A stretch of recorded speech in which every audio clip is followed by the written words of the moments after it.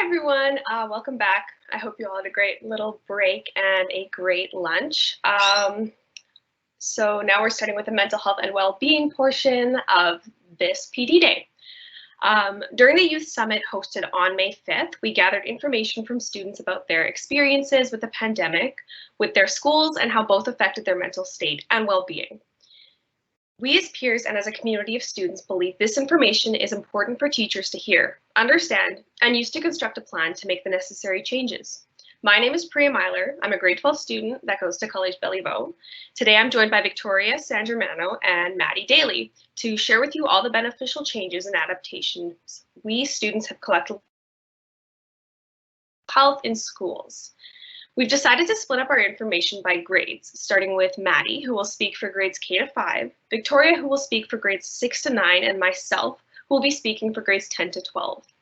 We hope as teachers and leaders to many students, you will be able to realize and understand the importance of these issues, the needs of students, and help us build back better. And I will now pass it on to Maddie.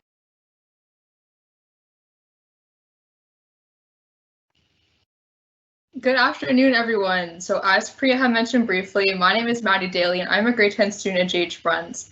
We are here as a collective team to bring forward the ways our mental health has been impacted during this pandemic, as well as the takeaways, either good or bad, and how we can incorporate those into making constructive change today. In our summit, we discussed how it was difficult to feel connected with our peers and teachers, as well as how we lost a sense of community within our schools. Hundreds of students all agreed that they oftentimes felt overwhelmed and lacked a place to recharge.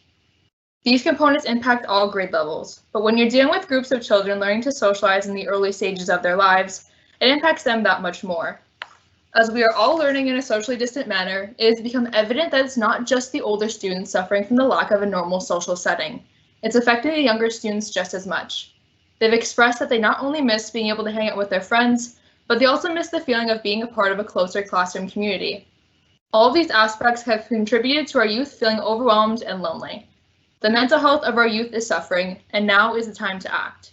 So, I'm here today to provide some remedies to those issues. Starting positive mental health practices at an early age is key to developing important wellness habits that stick with these students for life, and normalizing the need for these practices is crucial. Providing the option for these students to reach out oftentimes isn't enough. Being the one to initiate the conversation amongst your classrooms on a regular basis is something we feel will be beneficial for all students, and young ones in particular. A lot of the time, they don't know that they're feeling overwhelmed or alone. So teaching these students how to manage and identify their complex emotions at a young age will help them further understand how their developing brains work. Making it clear to your students that your classroom is a safe space is more impactful than you may ever know. And the younger they are when they hear that message, the more likely they are to continue that trust with their teachers moving forward. Providing individual check-ins as often as possible and encouraging your students to take breaks when they need them will also help alleviate that overwhelmed feeling that they have yet to identify. Some healthy mindfulness practices like yoga, meditation, and quiet time are all ways to clear the minds of the youth in your classrooms. There are many students who mentioned during our discussions in the summit that they really enjoyed getting movement breaks in during the day. A lot of them found that with our social distancing protocols, they're missing being able to get up and move, even if it's just to go talk to their friends. So, engaging your kids in activities like these, where they don't require you to be invading anyone's space bubble, is something that all students, young ones especially, would really love. There are also many benefits to having an entire classroom conversation about how everyone is genuinely feeling, yourself included. Being upfront and honest about how you're feeling personally, if you're comfortable sharing, of course, will encourage the students to also be vulnerable and take this opportunity to share. Beginning that classroom bonding experience when your students are young will help eliminate the stigma associated with mental health struggles as they get older. Lots of students express to us that keeping the conversation going and keeping them talking is key to ensuring that they're in a healthy state of mind. Now, this might be thought of as an older kid type of strategy, but the younger students benefit from doing this just as much as the older kids do, if not even more. And so continuing on that point, having a designated space in your classroom where kids who are feeling overwhelmed can go has been proven quite popular with students who already have a space like this accessible to them. It allows for a bit of a safety net within their classroom environment if things are becoming too much for them to handle. Having something like a reading nook, tent, or any sort of enclosed space are all great ways to include this as an option in your rooms. With older kids, they would often turn to something like a walk or a bathroom break to calm down, but it's a lot easier, as you would know, for a teacher to keep track of their younger kids if there's a space in the classroom that serves the same purpose.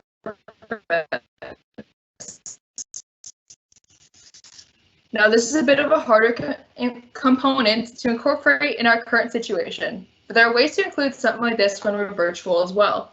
During Teams meetings, we encourage you to let your kids get up and take a breather if need be, and talk to them about establishing their own safe space in their homes, like their bedroom. And lastly, in our discussions, there was a strong emphasis put on teachers being even more understanding than they already are in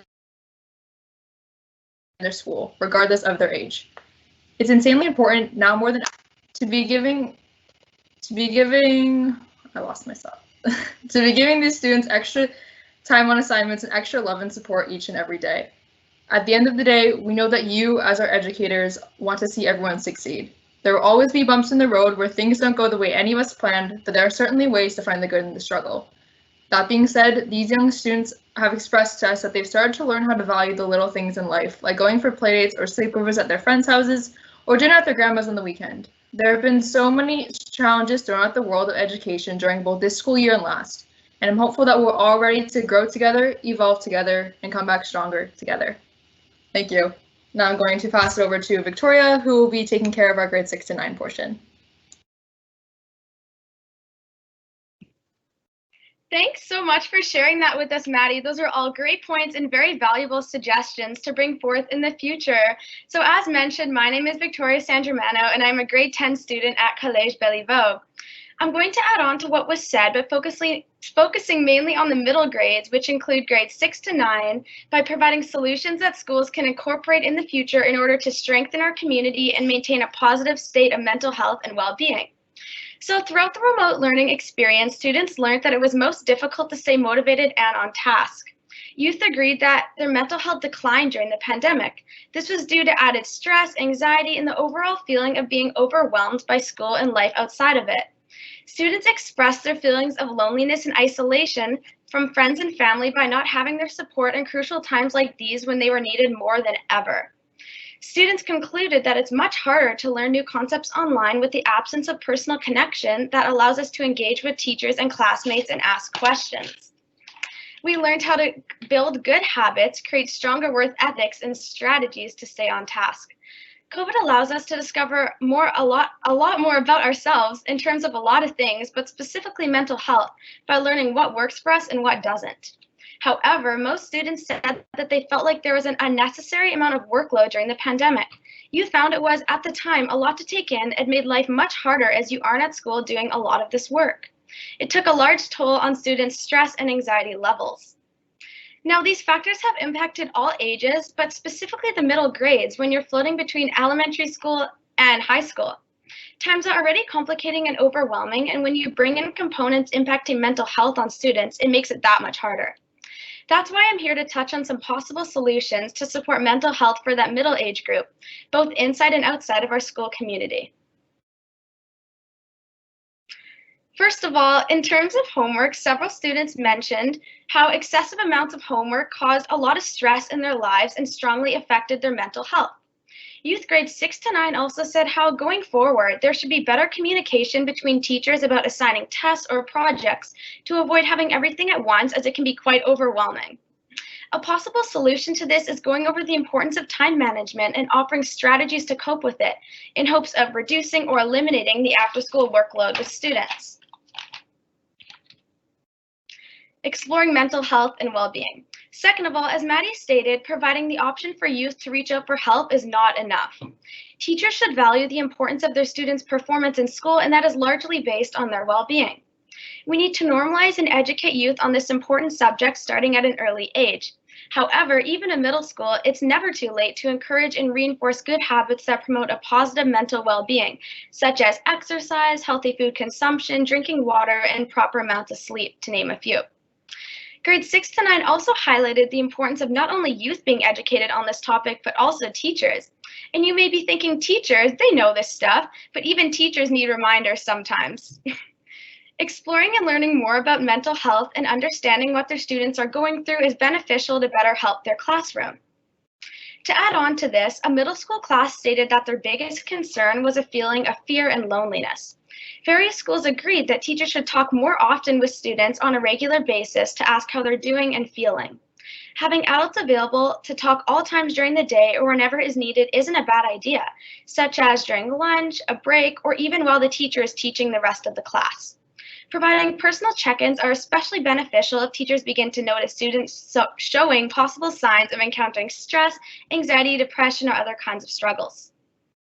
It's also likely for students, including those in this age range, to feel more shy or not as comfortable talking face-to-face with staff, which is why offering instead a form to fill out is another great idea. I think it's important to keep the options open, and I can assure you that especially in times like these, having someone reaching out to you that you know has your back will make a tremendous difference. Clubs. Thirdly, we also think that having school clubs for youth to attend, which promote mental health, would be another good resource to have. The middle-aged group stated that simply reserving days to do different activities, exploring mental health and well-being, or incorporating those hands-on activities that students enjoy would be an awesome idea. Staying positive. A breakout room of grades 6 to 9 also mentioned how teachers constantly talking about the spike in COVID cases left an impact on students' mental health, specifically their feelings of worry and anxiety. They said, we should still talk about COVID, but maybe in a more positive way, like how many people are getting better and vaccinated. Now, if you think about it, this goes far further than just COVID. I think that going forward, staff should always try and see the positive in situations where it might not be obvious, and this will go a long way for students. You may or may not have heard the saying, what goes around comes around, and in this case, meaning that providing positive reinforcement will encourage other students to maintain a positive state of well-being too. Mindfulness practices. Another important thing to offer in classrooms for middle grade students, or really all ages in general, are mindfulness practices, such as meditation or breathing exercises before class. Now, if you already do this in your classroom, that's awesome, kudos to you. And if you don't, an excellent resource would be Madame Lefko at Collège Bellevaux. She was my teacher last year, and we practiced this in our class, and I found that it was not only beneficial for myself, but also my peers. It helped relax everyone, get them in a good frame of mind to start the lesson. So definitely something to consider, and studies have shown that doing so not only calms stress levels, but it acts as an outlet to clear your mind, a tool to cope with students' fears. It also enhances better productivity. Honestly, it's a win-win if you ask me. Breaks. So lastly, breaks during lessons are crucial for all ages. No, students have to realize that this isn't a time to go wander around and socialize. It's an opportunity to take in all the information learned while going out of the classroom to get a breather. Now, this doesn't have to be for very long. 5 to 10 minutes or so should suffice, just enough time for students to clear their head, go to the bathroom, or for water. And from time to time, teachers are encouraged to switch it up to short and fun activities as a whole class. For example, a grade 7 breakout room mentioned partaking in Zumba exercises, Project 11 classes, or simply having physical breaks outside. Splitting into smaller groups for activities is okay as well. However, students recommend making it more of a group activity so that everyone is included. Going forward, when it comes to partner work, teachers should more often select students' groups so that everyone feels like they're put together for a reason, that they're not first or second best. When asking for students' preference, oftentimes they will say they would like to choose their group even if that is not the case. Yes, of course, it is important for youth to have a say, but at the end of the day, it's the teachers that are in charge, and therefore he or she should decide sometimes. This may reduce anxiety and allow for middle school students to work collaboratively with new people. Inclusion. To conclude on this note, it's extremely important to ensure our schools are a safe and inclusive environment where everyone feels welcome, no matter their race, gender, ethnic background, religion, beliefs, pronouns, the list goes on. Constantly feeling left out or excluded may lead to feelings of sadness or depression. School in a post-pandemic world. I think we can all agree, being online for a really long time, that is definitely going to feel strange coming back to school and seeing all these people you hadn't seen in what felt like ages. It may feel exciting for some students and nerve-wracking for others. And I think it's important to keep in mind that we're all living through the same pandemic, but the experiences person to person are different. Everyone has lived through different things. So really, you never know what a student may have experienced or experiencing to this day. So I think it's important for teachers to understand that it's been a while since a lot of in-person interactions have been made, and students may feel anxious or nervous coming back to school. Staff should remember to be compassionate and allow for slow introductions for students to feel at ease. Conclusion. To summarize, school should be a fun, safe, and inclusive place to learn. If we follow these protocols for the middle grades in our schools, it'll not only help students maintain a positive state of mental health and well-being, but also lead to a brighter future in a post-pandemic world. Thank you so much for listening to my presentation. Again, my name is Victoria Sangermano. I hope these were some helpful ideas and you can take them into your classroom in the future to help improve your classroom, essentially. And I will now pass this on to Priya Myler, who will guide us through discussion in grades 10 to 12 about mental health. Thank you again. Awesome. Thank you so much, Victoria. As a grade 12 student myself, I've had a front row view as to just how important healthy mentality and well-being is throughout grades 10 to 12. This being said, I've also had a front row view in seeing where the support, knowledge, and effort lacks in sustaining proper student well-being. We, alongside hundreds of high school students, have also noticed just how much the pandemic has affected the capability to sustain that healthy mental well-being. That's why, when given the opportunity to help other students ameliorate their mental health by hearing their experiences and listening to their suggestions as a community, I was very excited. Today, as mentioned previously, I will be focusing on the information given by students grades 10 to 12 regarding their mental health well-being when it comes to school during the pandemic. So after a long and deep conversation, one of the most apparent issues we've collected is the overabundant feeling that their mental health is not understood or taken seriously in their school settings. These students have expressed that it's easier said than done. What does this apply to, you may ask? Well, surprisingly more than you'd think. Many of these youth are told on a regular basis to make sure that they are taking care of themselves, to go on walks, to stay positive. But these same students are also finding these suggestions quite shallow, as it gives them no long-term sense of support. As they've said, it's easier said than done. When told to go on a walk if you're feeling overwhelmed, during class they may feel more stressed about missing class and drawing that unwanted attention to themselves. When told to take care of themselves, these students feel more stressed trying to find the time and the place to do so, as their homework-packed, busy schedule usually takes precedence in their minds. These suggestions do help, don't get me wrong. They help short term to take some stress off, but if we notice a sense of distress in students, we need to be able to find and talk to them and provide them with these long-term resources. Another topic these students brought up was the lack of reaching out. Students have stated that it's almost never enough to just lay out the resources and expect youth to pick it up. That's why they've explained that they would, and in some cases, I know at my school at Bellevue, so many of the teachers reach out, which is amazing. But I have definitely benefited from that, and a lot of the other students have as well. So having those one-on-one check-ins with the teachers is very important, or even in the classroom. This helps not only the student by providing a sense of support and even community if you have those classroom discussions, but it also helps the teacher gauge what the well-being level of his or her classroom is.